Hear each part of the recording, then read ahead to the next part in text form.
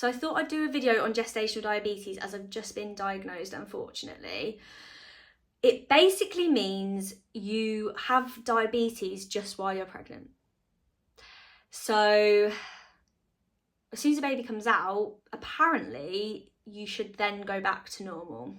A big thing that I've learned recently. So what I basically did as soon as I got diagnosed is I ordered this book.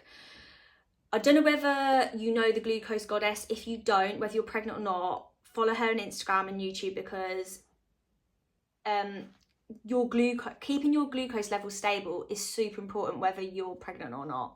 But it's obviously more important when you're pregnant because of you become more sensitive to glucose, and you actually become more sensitive as you go through your trimester. So later in your pregnancy, the foods within your first, second trimester might have given you a small spike, but as you go into your third trimester, they will make you spike higher. So I bought this book, 9 Months That Count Forever, How to Your Pregnancy Diet Shapes Your Baby's Future. And she touches on general diet, but she does actually have a section on gestational diabetes, which is great. And it actually says in here, I just wanted to flag it because I was like, oh, okay. Gestational diabetes is caused by pre-existing high glucose levels and pre-existing insulin resistance that simply became more pronounced and detected during pregnancy. One of the major factors is years of eating a diet rich in starches and sugars, one that's repeatedly spiking your glucose, and that forces the body to call in insulin again and again to bring levels down. Over time, cells stop responding as well. Resistance quietly builds, glucose quietly rises. So if you enter pregnancy already a little insulin resistant and don't know it, because most of us are never tested, the added natural resistance of pregnancy can tip you over the edge into your diagnosis. But later she notes that for a smaller subset of mums, the diagnosis is not due to pre-existing insulin resistance, but to a deficiency in insulin production. So it's made me really wonder, what was there something going on before I was pregnant? I don't know. It'd be very interesting to know. The most important thing is when I got diagnosed, I was mortified. I had a cry. I rang James. I was very teary. I blamed myself. But it is important to know, she says, that gestational diabetes is not random, but it is not set in stone. You can improve your glucose levels and keep them in healthy range simply with what you eat and how you eat. So reading this book has made me feel better, but I've learned so much. There's so much about pregnancy and diets and babies and how amazing women's bodies are in this book. So I haven't finished it yet. When I have, I want to do a bit of a video on it, because I think with my YouTube and my Instagram, I want to use it as a bit of a platform for education, because I'm educating myself and I want to share some of that, because some of it's shocking. And I'm like, why didn't I know this before I got pregnant? Why isn't it just general knowledge? But obviously there's a lot of stuff that people wouldn't have known back in the day, and it's only just becoming a thing. Anyway, usually you're not tested for gestational diabetes in the UK until you're between 24 and 28 weeks. But at my 16-week midwife appointment, I flagged to my midwife when she asked how I was feeling that I felt like something was going on. I'm insanely thirsty. Waking up in the night drinking pints of water. My mouth is constantly dry. I'm then weeing a lot more. My constipation has been absolutely ridiculous. So all of these symptoms are symptoms of pregnancy. That is the thing. So a lot of people don't even flag it, because it's it's because I'm looking it up, it's because I'm pregnant. But for me, I was like, there's just something going on. And then with both my granddads having diabetes, she was like, let me speak to the diabetic specialist. I think it might be good to do your glucose test a little bit earlier. So they said, yeah, let's get her in. So I actually had my test on the 9th of April, which was in my 17th week of pregnancy. And then I got my results. So that was a Thursday. I got my results on the Monday after. So The test itself, you go to your midwife clinic, you have a blood test to capture your fasting glucose level. So they ask you to not eat or drink anything apart from water for like 10 hours before your test, or it might be 12 hours, 10 to 12 hours before your test. So you go in, have a blood test straight away, they capture your fasting glucose levels.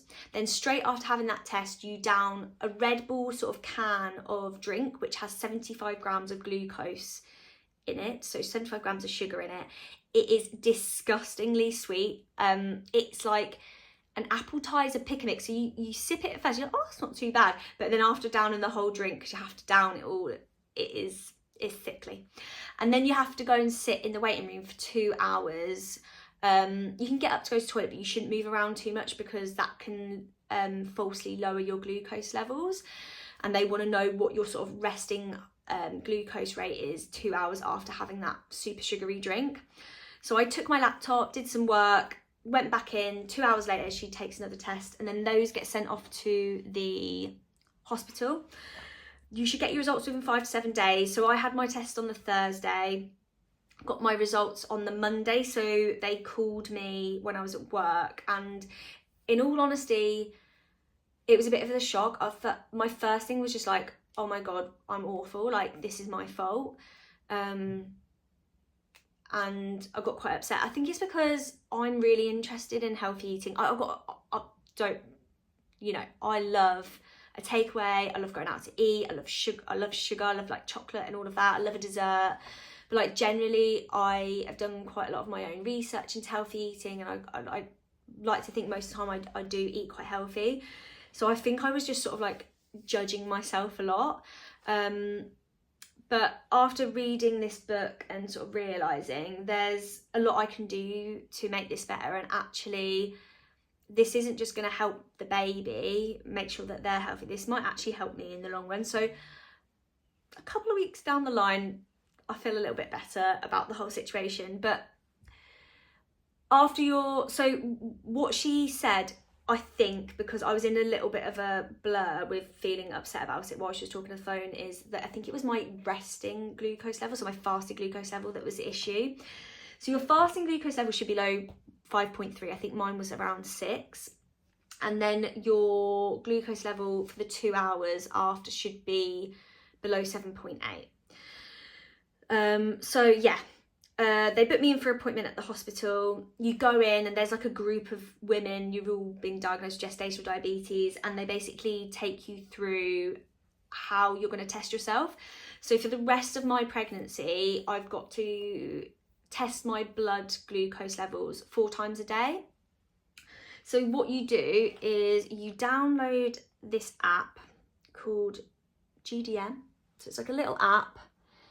So you download that onto your phone, and then you get given this little case, and in the case you get given your glucose monitor, a pot of strips where you put your blood, you get your little injector, and then you get given loads of the needles.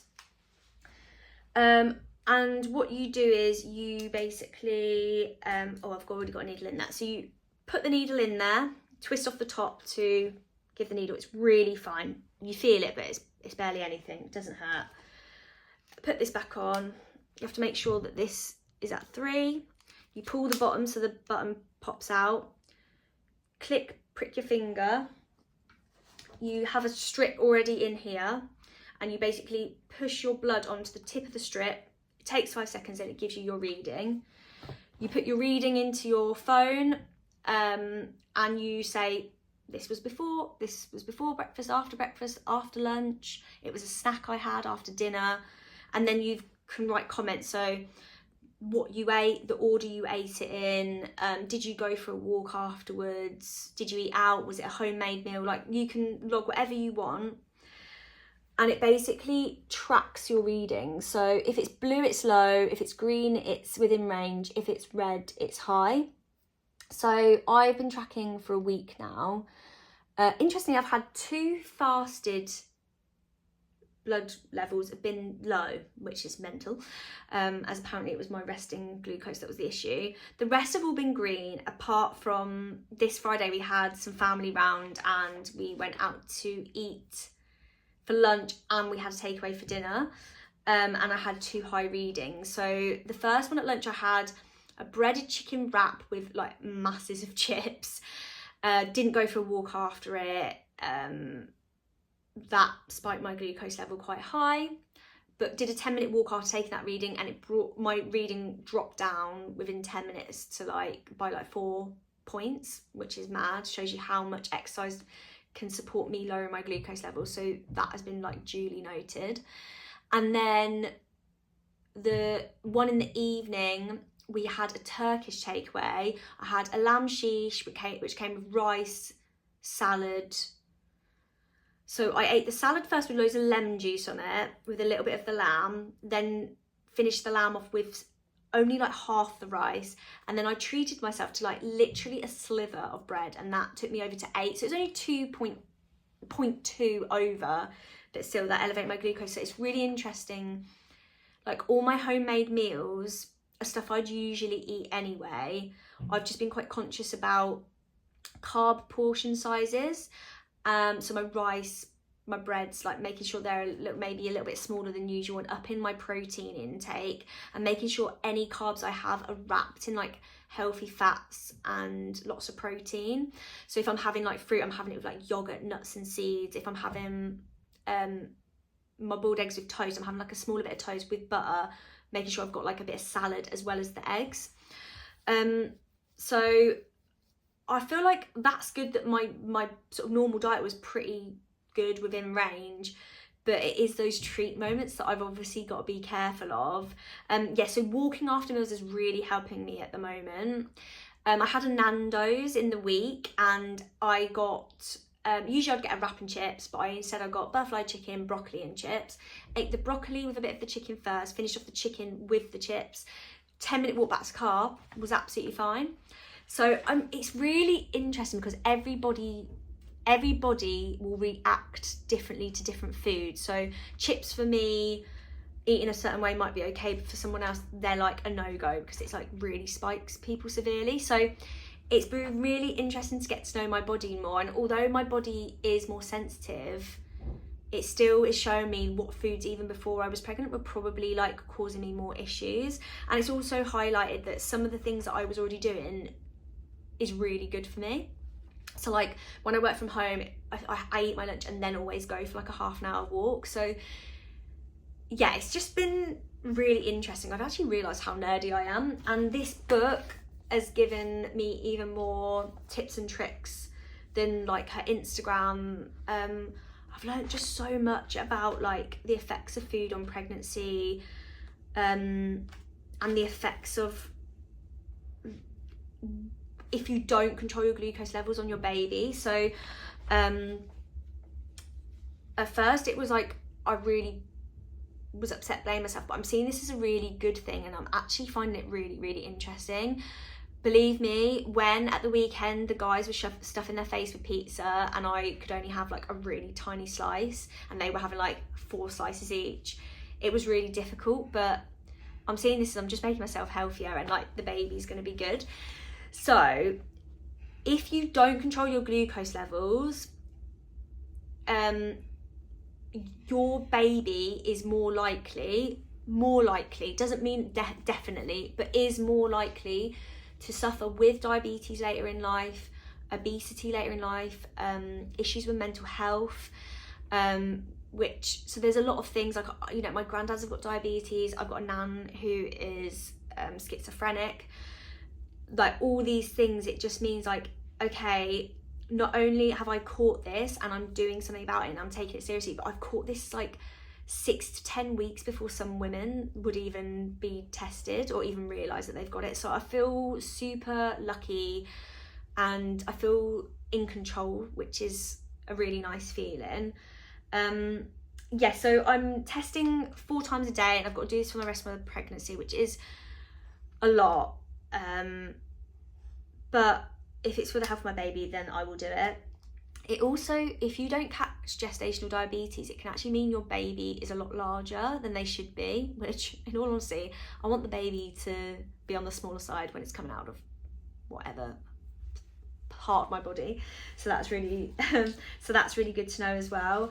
Yeah, so it's been a bit of a journey. I've only been tested for a week. I have already started to realise like what works for me and what doesn't, but I really want to finish reading this book and then do like a video about it, because I just think there's so much in here that I was unaware of, that I'm just like, I hope and wish that loads of other people know about this, like whether you're pregnant or not, about like how things impact your body.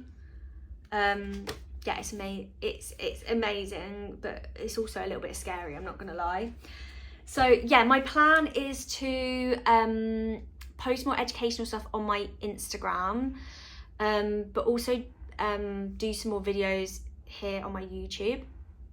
So yeah, watch out. And I'm hoping to do some sort of like videos or posts about like what I ate in the day and then what my readings were. I know it's personal to everyone and everyone would react differently, but I think it's really interesting. Like I find that interesting, so I want to do it for other people, hoping they will find it interesting.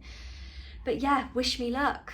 No cakes, no sugar, no fun stuff for a while, or I'm just going to be more intermittent with it. But just think about how healthy I'm going to be, and I'm already planning the meal for as soon as that baby comes out, like what cake, or like a melt in the middle chocolate cake with ice cream, and even like smoked salmon and cream cheese. Like I'm really missing smoked salmon. So yeah, I'm seeing it as an experience, a journey, a learning curve, but I'm also counting down the days until I can eat some of my favourite foods. Anyway, see you later.